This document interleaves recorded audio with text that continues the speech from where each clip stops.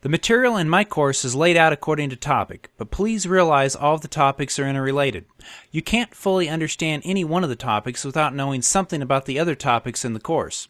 As a result, I often refer to topics other than the one currently being discussed. If you skip topics in the course, you may easily miss something important that you need. The next point I can't stress enough. As you go through each lecture in the course, please take note of any questions you may have. Once you've completed the entire course, look back over these questions to see which are still unanswered.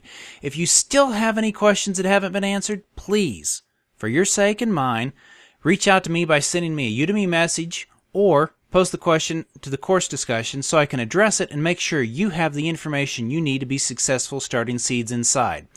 This course is not intended to be like purchasing a book where you've never had any contact with the instructor. This is an instructor-led course, and I look forward to interacting with you as you have questions or need clarifications on different topics related to the course. Thank you.